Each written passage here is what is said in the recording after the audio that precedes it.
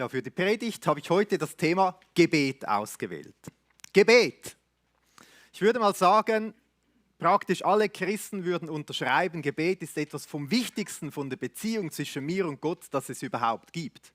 Spannend auch, viele Menschen, die gar nicht an Gott glauben, die vielleicht eine Ahnung haben, dass irgendwo etwas ist, beten. Ein Stoßgebet mal.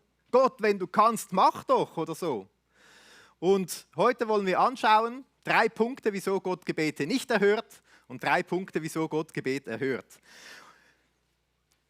Jetzt steigen wir in eine Geschichte ein, Lukas 18, ein Gleichnis, das Jesus erzählt hat. Und wir spüren aber von Anfang an, dass der ganze Rahmen, der ums Gebet herum ist, das Allerwichtigste ist.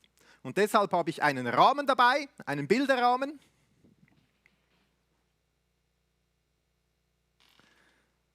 Das heißt, ich will heute auch viel über diesen Bilderrahmen oder über diesen Rahmen sprechen, ums Gebet herum. Es gibt ja ganz verschiedene Arten von Gebet. Wir können zu Gott kommen mit unseren Bitten, mit unseren Wünschen, aber auch mit unseren Ängsten. Wir können schreien vor Gott, klagen, wir können ihn loben und preisen.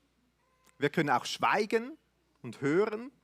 Wir können gemeinsam beten, aber einsam betet man nie. Weil immer, auch wenn man ganz allein ist, ist ja Gott da, der hört.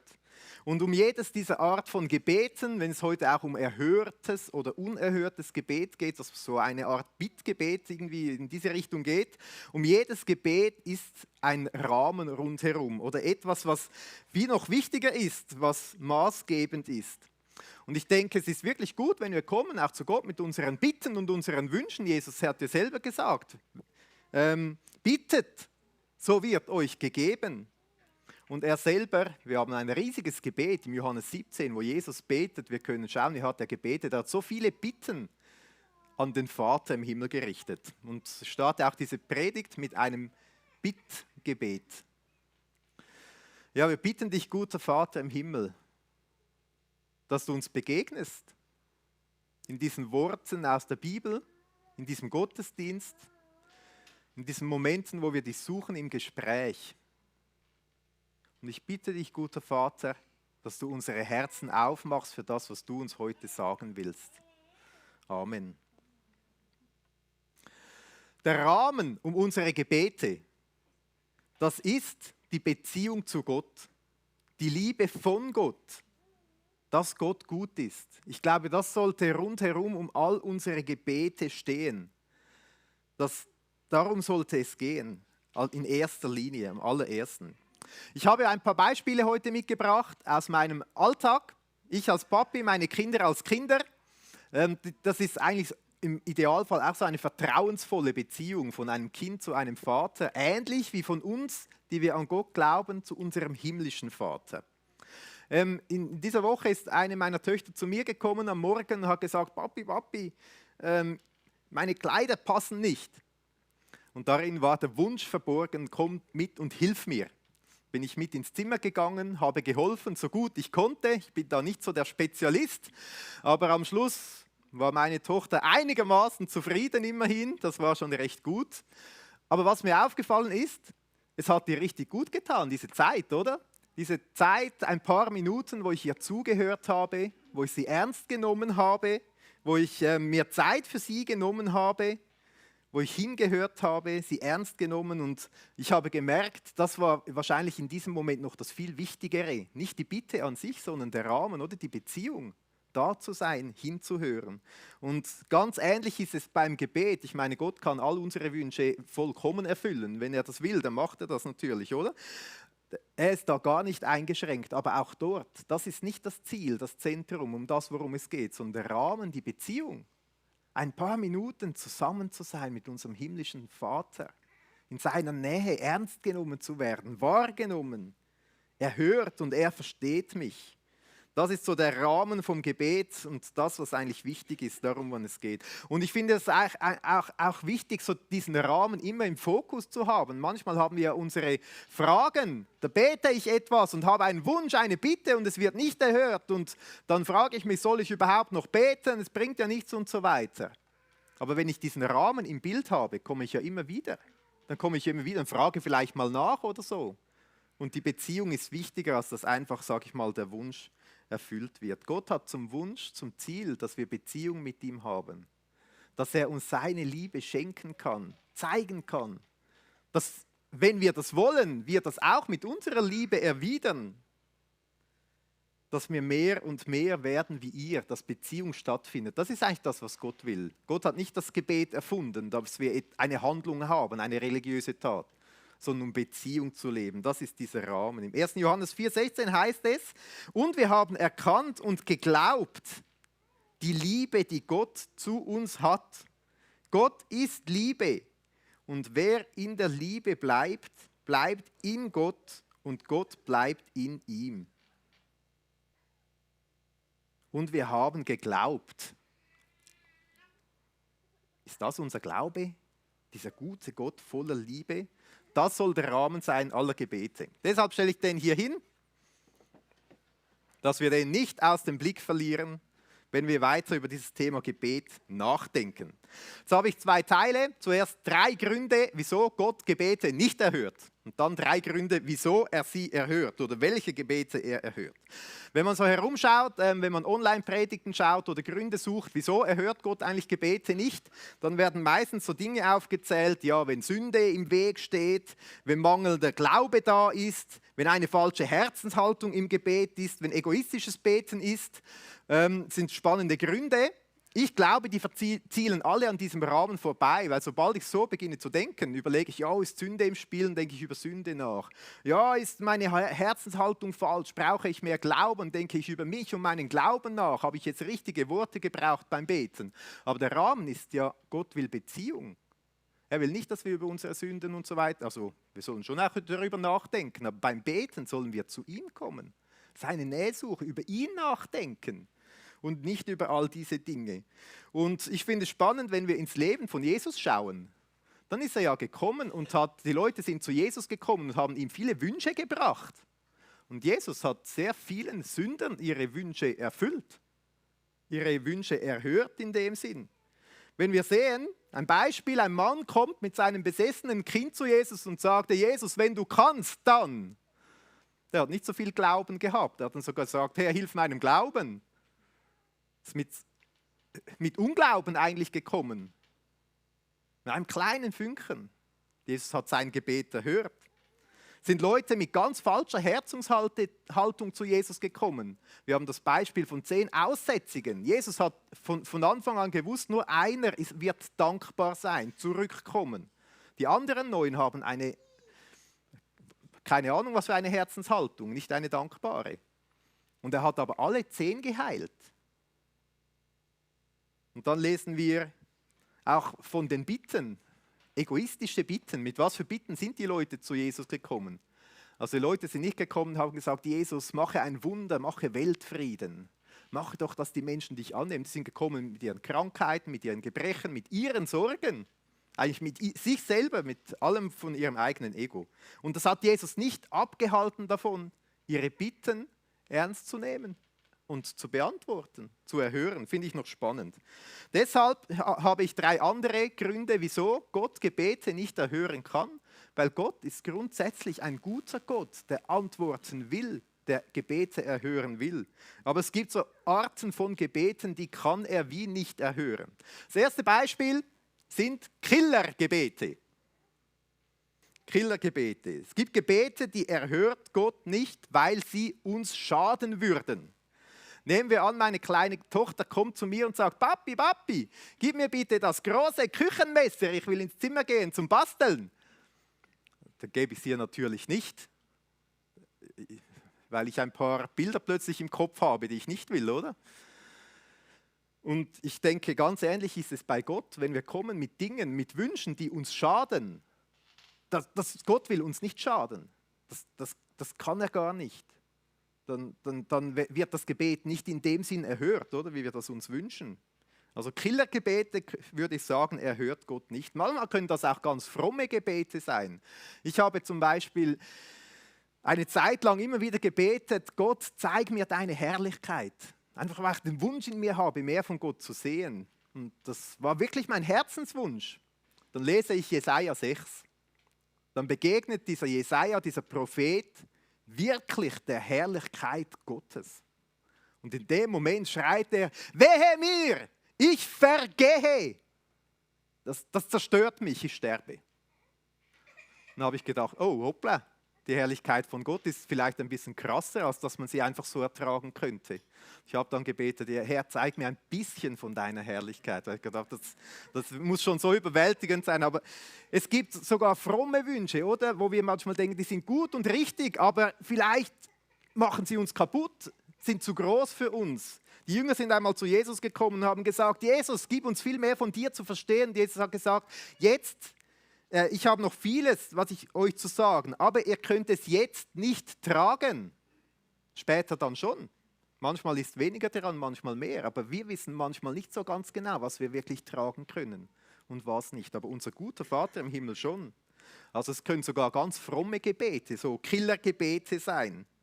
Wir haben zum Beispiel, wir waren im Sommer ganz im Süden von Italien, in Kalabrien. Wir sind mit dem Auto quasi an die Fußsohle runtergefahren. Wir haben gebetet, Gott bewahre und beschütze uns auf dieser Reise. Mit dem Auto kann ja viel passieren. Und ich habe gedacht, das ist wirklich ein gutes, tolles Anliegen. Und habe mich dann gefragt, ja, wieso hat jetzt Gott das nicht erhört? Nämlich am Tag, bevor wir losgefahren sind, ist das Auto kaputt gegangen. Kofferraumdeckel war kaputt, ging nicht mehr zu. Ich habe mir dann vorgestellt, wie sollen wir all unser Bagage da hineinpacken und da auf Süditalien fahren. Da haben wir probiert, Zeug und Sachen und alles Mögliche, keine Lösung gefunden. Plötzlich hat es gehalten. Ich habe gedacht, gut, nicht mehr aufmachen, habe alles Gepäck von vorne eingeladen. Ihr könnt euch vorstellen, Familie mit 3 Kindern, Koffer, Zeug und Sachen. Aber hat alles irgendwie funktioniert, sind wir losgefahren. In Zürich hat es gemacht, bling! War wieder, also irgendwie war es noch zu, aber es war irgendwie auch offen. Versucht wieder zuzumachen.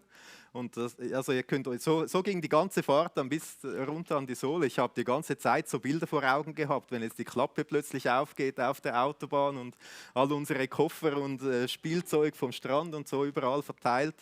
Und da sind wir weitergefahren. Plötzlich kam die Warnleuchte, also hat schon andere Warnleuchte geleuchtet, und dann kam plötzlich die Warnleuchte vom Motor. Und dann habe ich gedacht, oh, was ist jetzt da los? Dann sind wir weitergefahren, angehalten bei der Maut, gezahlt, Barriere auf, das Auto nicht mehr angesprungen.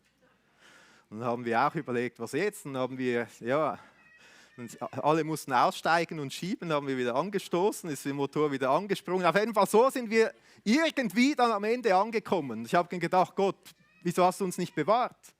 Oder? Und habe dann aber auch ein bisschen weiter überlegt, ja, vielleicht hat er einen ganz anderen Plan. Vielleicht so, wäre das gar nicht gut gewesen, so wohlbehalten anzukommen. Und wir sind dann angekommen, wir haben Missionare da besucht, konnten ihnen ein bisschen mithelfen. Und unsere Kinder haben auf dieser Fahrt erlebt, was es bedeutet, angefochten zu werden. Wir haben schon uns gefragt, ja, wieso passiert jetzt das alles? Jetzt machen wir so fromme Ferien, gehen zu den Missionaren mithelfen. Wieso behütet uns Gott nicht, oder? Aber wir durften lernen miteinander, selbst wenn Widerstände kommen, treu zu bleiben, dran zu bleiben, nicht aufzugeben, Gott zu vertrauen, dass er uns führt und beschützt und behütet. Vielleicht war das ein viel besserer Plan, als wenn alles rund läuft und man irgendwie das Gefühl hat, ja, man braucht Gott gar nicht, man sucht ihn nicht mehr, man wird irgendwie schläfrig und am Schluss von den Ferien ist man nur einfach feis und träge und irgendwie Gott viel weiter weg als vorher. Manchmal weiß man doch gar nicht und ich denke, oft haben wir so Gebete, wo wir aus vollem Herzen und Überzeugung beten, aber wir wissen vielleicht gar nicht, was es bedeutet. Und es könnte sein, dass ein Gebet uns sogar schadet. Aber wir dürfen wissen, unser guter Vater im Himmel gibt uns das, was gut ist und nicht, was uns schadet. Eine zweite Art von Gebet, die Gott nicht erhört, ist, wenn es gegen das Wesen von Gott ist. Auch ein Beispiel, ich stelle mir vor, mal eine meiner Töchter hat irgendwie Probleme in der Schule, kommt nach Hause und sagt, Papi, der und der war so gemein zu dir. Geh bitte heute Nachmittag auf dem Schulweg und verprügle ihn mal. Das mache ich natürlich nicht. Ich gehe doch nicht irgendwelche Kinder verprügeln oder so. Das widerspricht völlig meinem Wesen, oder? Und manchmal kommen wir vielleicht auch zu Gott und haben Bitten oder Wünsche, die gegen sein Wesen sind, die nicht zu seinem Charakter passen, die er gar nicht machen kann, weil Gott ist gut, Gott ist nicht böse. Manchmal können das auch ganz fromme Dinge sein. Ich erinnere mich an eine Begebenheit mit den Jüngern. Die wollten in eine Stadt gehen zum Übernachten und die haben sie aber nicht aufgenommen und haben sich zwei von den Jüngern erinnert. Da ist ja diese Geschichte von Elia. Der hat ja Feuer vom Himmel gerufen. Jesus, Jesus, komm, wir beten und kommt Feuer vom Himmel und zerstört diese Stadt. So fromm sind wir, dass wir das machen. Jesus hat ihnen dann aber gesagt, stopp, stopp. Das geht gar nicht. Er hat mit ihnen geschimpft. Das war ganz gegen sein Wesen. Jesus hat ja selber gesagt, ich bin gekommen nicht um zu richten, sondern um zu retten. Das war sein Plan. Den Rettungsplan hatte er. Und auch wenn wir die Psalmen lesen, ich finde es schon cool, die Leute kommen wirklich mit ihrem Herzen. Es gibt ja richtige Rachepsalmen, wo man sich mal fragt, oh, hoppla, darf man so beten? Ich finde es richtig cool, dass man wirklich mit allem kommen kann zu Gott. Aber oft verändert er dann unser Herzen und führt nicht unsere Rache aus für uns oder so. Also Gebete gegen das Wesen von Gott, die können nicht erhört werden. Jede gute Gabe, heißt es im Jakobus 1,17, jede gute Gabe und jedes vollkommene Geschenk kommt von oben herab, von dem Vater der Lichter, bei dem keine Veränderung ist, noch ein Wechsel des Schattens. Von Gott kann keine Finsternis und kein Schatten kommen. Eine dritte Art von Gebet, die nicht erhört wird, sind Gebete, die gegen die Beziehung zu Gott gehen. Ich habe das Beispiel von den Ferien erzählt. Oft beten wir doch, also ich mache das so, für schöne und gute Ferien. Was ist, wenn die Ferien mich aber träge machen, faul machen, mich von Gott wegziehen? Will Gott dann so ein Gebet erhören? Vielleicht ein bisschen anders, als ich mir das vorstelle. Und so kann es oft sein, dass wir Dinge beten, wo wir das gar nicht so ahnen, aber die uns irgendwie von der Beziehung zu Gott wegholen wollen. Also ich bin sehr ermutigt, wirklich egal ob ich denke, passt es jetzt zum Wesen von Gott? Passt es zu seinem Charakter? Passt es zur Beziehung? Ist es ein Killergebet für mich? Keine Ahnung. Ich bin ermutigt, einfach mit allem zu Gott zu kommen. Aber diesen Rahmen nicht aus den Augen zu verlieren. Nicht meine Wünsche oder meine Bitten dann ins Zentrum zu stellen, sondern sagen, Jesus, egal was ist, ich vertraue doch dir, dass du einen guten Plan hast und dass du es noch ein bisschen besser weißt als ich. Wir wollen auch darüber nachdenken heute, welche Gebete werden erhört. Und jetzt dazu dieses Gleichnis eben von Jesus in Lukas 18, das ich angekündigt habe, dass wir da zusammen lesen wollen. Jesus, er sagte ihnen aber auch ein Gleichnis dafür, dass sie alle Zeit beten und nicht ermatten sollten. Also das Gleichnis erzählt Jesus, um den Jüngern, den Zuhörern zu erklären, betet viel und werdet nicht müde damit, hört nicht auf damit. Das ist das Gleichnis. Und er sprach, es war ein Richter in einer Stadt, der Gott nicht fürchtete und vor keinem Menschen sich scheute. Es war aber eine Witwe in jener Stadt. Und sie kam zu ihm und sprach, schaffe mir Recht gegenüber meinen Widersacher. Und eine Zeit lang wollte er nicht. Danach aber sprach er bei sich selbst, wenn ich auch Gott nicht fürchte und vor keinem Menschen mich scheue, so will ich doch, weil diese Witwe mir Mühe macht, ihr Recht verschaffen, damit sie nicht am Ende kommt und mir ins Gesicht fahre.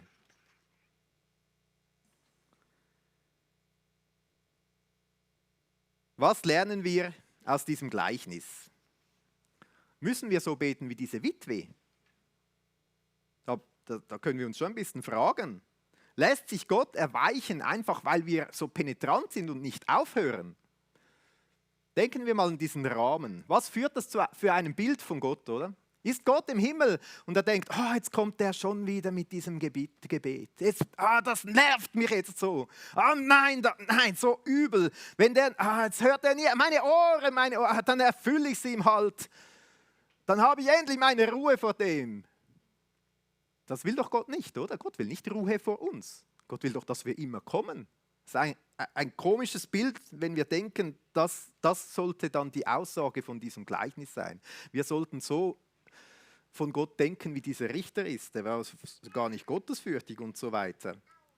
Und wenn wir denken, Das ist jetzt die Aussage von diesem Gleichnis. Wir müssen flehen und beten und irgendwann erweicht sich dann Gott über unserem unerhört lästigen Gebet, dass er endlich antwortet. Das lenkt unsere ganze Sicht ja auf uns, auf unser Beten. Ich denke dann, ja, ich muss halt noch mehr beten. Nicht nur am Morgen, Mittag, Abend, auch noch in der Nacht. Wenn ich noch mehr bete, wenn ich es noch besser mache, dann erhört es ja dann Gott. Dann funktioniert es ja vielleicht. Aber auch das dann eine ganz provokative Frage. Muss das Gebet überhaupt funktionieren? Ist das Gebet da, dass es funktionieren muss, oder ist das Gebet da, um Beziehung mit unserem guten Vater zu haben, um zu ihm zu kommen? Ich finde noch spannend, im Alltag ticken wir normalerweise anders als beim Beten. Beim Beten denken wir oft, es funktioniert nicht, der Gott hört es nicht, was ist jetzt los, muss ich mehr beten wie die Witwe oder keine Ahnung. Im Alltag ist das nicht so. Meine 2 Töchter haben sich unbedingt ein Trampolin gewünscht für in den Garten. Und sie haben darum gebeten in dem Sinne und die Bitte wurde erhört. Und das Trampolin steht jetzt im Garten. Aber sie kommen nicht und sagen, wow, ich habe so gut gebettelt und gebittet die ganze Zeit. Meine Wünsche, wie ich sie ausgesprochen habe, das war so genial, das musste ja erhört werden. Ich habe das so gut gemacht. Und sie kamen mit der Beziehung, sie sagen, danke vielmals, Großmami, dass du uns das geschenkt hast. Das ist eigentlich für sie sonnenklar, oder? Und wir denken manchmal, ich muss beten, bitten, so Zeug und Sachen und dann erhört es Gott. Aber das ist gar nicht das Entscheidende, sondern dass ich zu Gott komme mit diesem Rahmen. Und spannend, so geht es auch in diesem Gleichnis dann weiter. Jesus, also der Herr Jesus aber sprach, hört, was der ungerechte Richter sagt. Gott aber. Und dann sagt Jesus etwas über Gott. Also er sagt, hört, was der ungerechte Richter sagt. Der Ungerechte, eigentlich der Böse. Gott aber.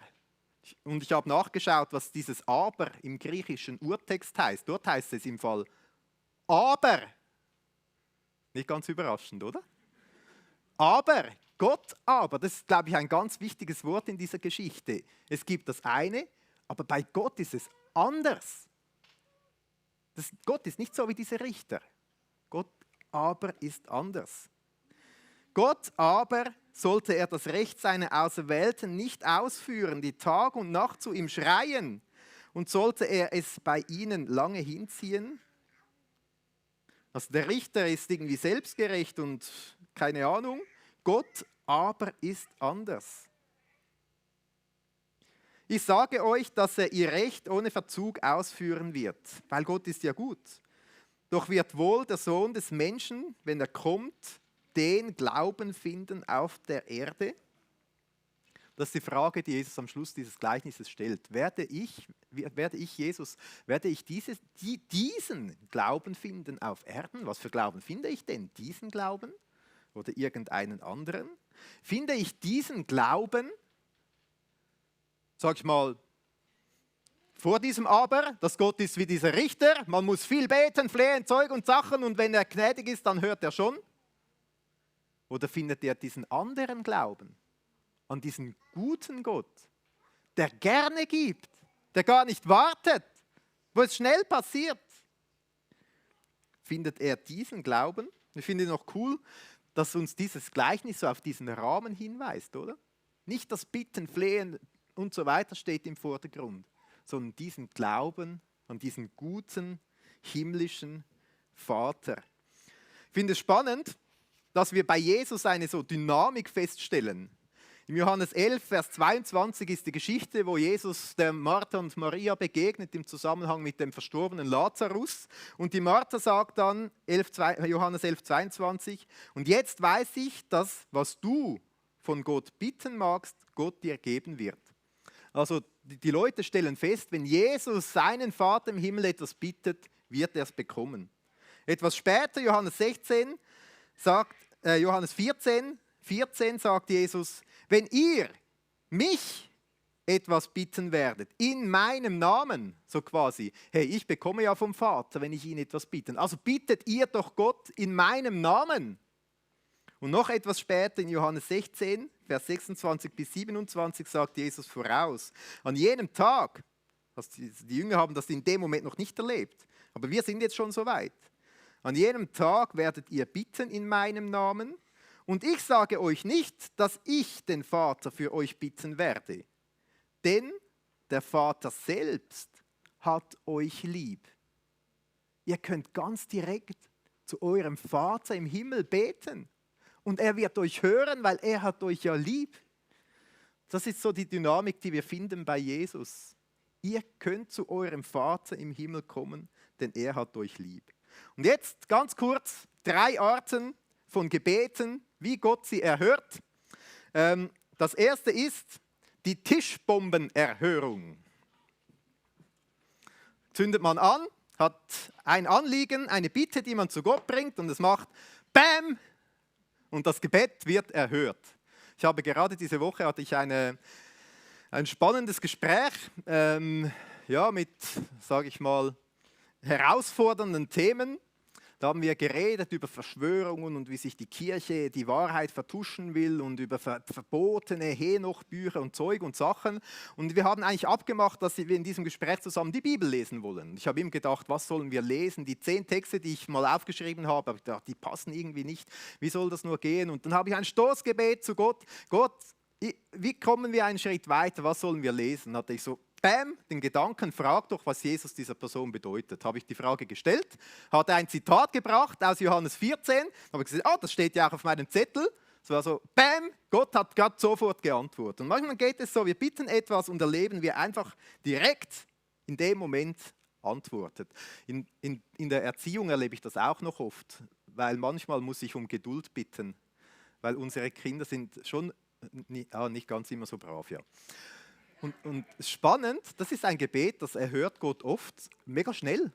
Dann bete ich, oh Gott, schenk mir Geduld und bäm, kommt irgendwie so eine Ruhe. Ich habe sicher auch so Gebete, wo ihr das kennt. Eine zweite Art, wie Gott Gebete erhört, ist das die Apfelerhörung. Ja, da haben wir zuerst mal einen Apfel, dann bitten wir Gott, Gott, ich habe Hunger, schenk mir einen Apfel. Aber dann bekomme ich nicht einen Apfel.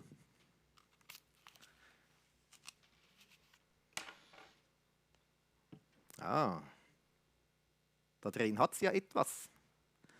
Da bekomme ich einen Kern vom Apfel. Vielleicht sogar 2. Da bekomme ich noch mehr Material.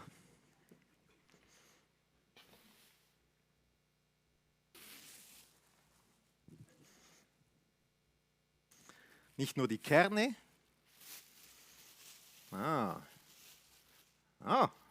Interessant.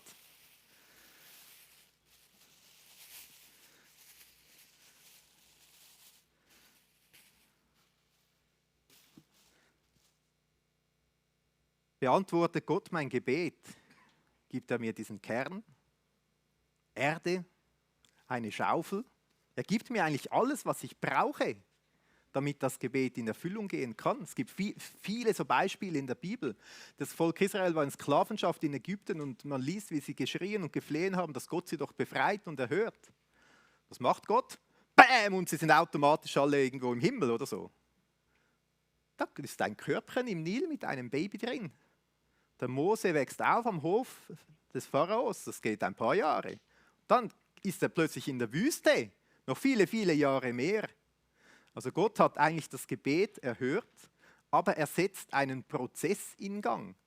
Plötzlich kommt eins ums andere ins Rollen und dann führt es irgendwann dazu, dass das Gebet erhört wird. Und ich finde das noch spannend. Gott will oft unsere Gebete erhören, aber will uns mit einbeziehen, dass wir wachsen können in einem Thema, dass wir reifen können. Und ich finde das so ein cooles Beispiel, weil wenn ich plötzlich merke, ich habe ja das, dann setze ich diesen Samen in die Erde, ich begieße ihn, sehe ich, wie der wächst, lerne viel dazu, über Wachstum und so weiter. Irgendwann ist der Baum da und da ist sogar nicht nur ein Apfel dran, da sind plötzlich 1000 Apfel dran.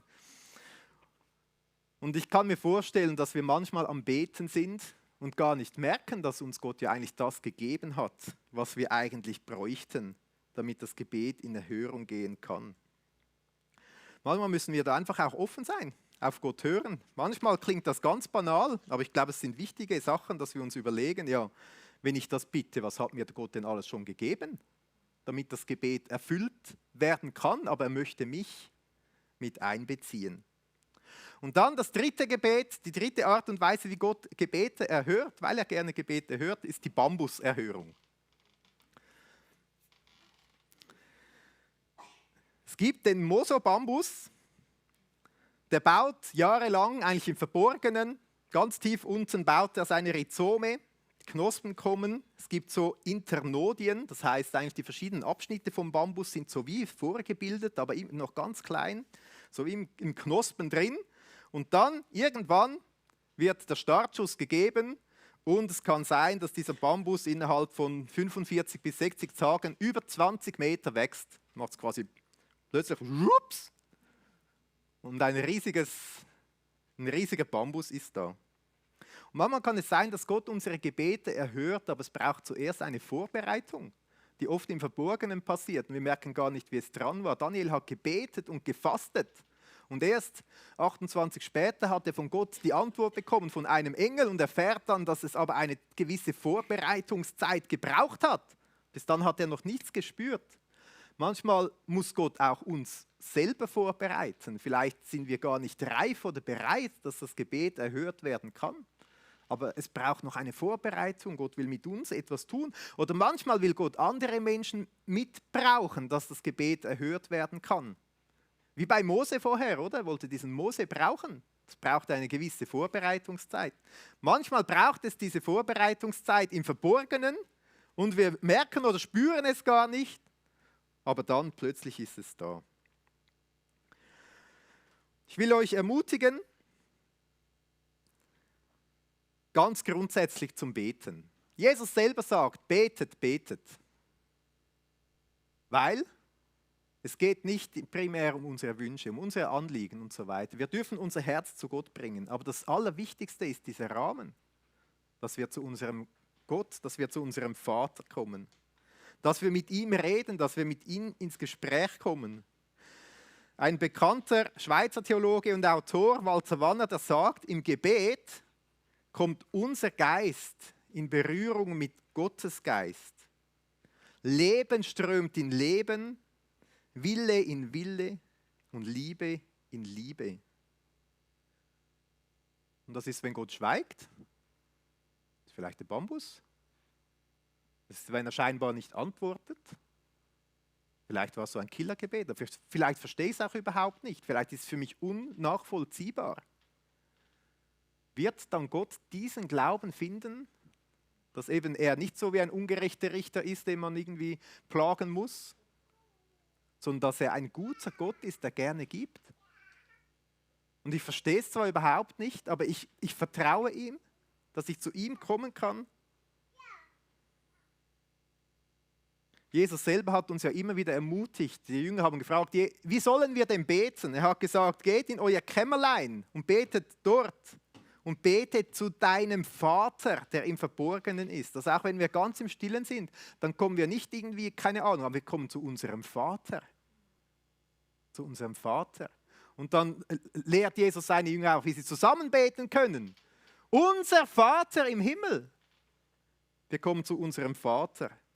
Und Paulus ergänzt dann im Römer 8, Vers 15, dass wir Gott wie seine geliebten Kinder mit Abba, mit diesem liebevollen Wort für Vater ansprechen können. Darum geht es beim Beten, dass wir zu Gott kommen, zu unserem lieben Vater. Vielleicht dünkt er uns manchmal weit weg, vielleicht verstehen wir uns nicht, aber in diesem Rahmen geht es, zu Gott zu kommen, zu unserem lieben Vater. Matthäus 7,11: Wie viel mehr wird euer Vater im Himmel denen Gutes schenken, die ihn darum bitten. Deshalb betet ohne Unterlass. Das ist das Beste, was wir machen können. Wir möchten jetzt auch in eine Zeit des Gebets gehen. Wir haben noch Lieder, die wir singen werden. Singen ist auch so wie ein Gebet zu Gott. Singen wir nicht einfach irgendwo in die Luft heraus, sondern zu unserem guten Vater. Miteinander als Gebet. Es ist auch eine Zeit, wo Ministry Time angeboten wird. Es ist auch so eine Art Reden mit dem Vater. Zwei Personen, die bereit sind für unsere Anliegen, Wünsche, Nöte, Sorgen, Bitte um Segen. Wir dürfen einfach hingehen und miteinander beten oder für uns beten lassen. Das bedeutet, Wir gehen miteinander zum Vater in seine Gegenwart. Also nutzt auch diese Möglichkeit, wenn ihr auf dem Herzen habt, dass jemand für etwas für euch betet, euch segnet. Nutzt diese Ministry Time. Und wir wollen auch ganz praktisch, ganz persönlich jetzt beten.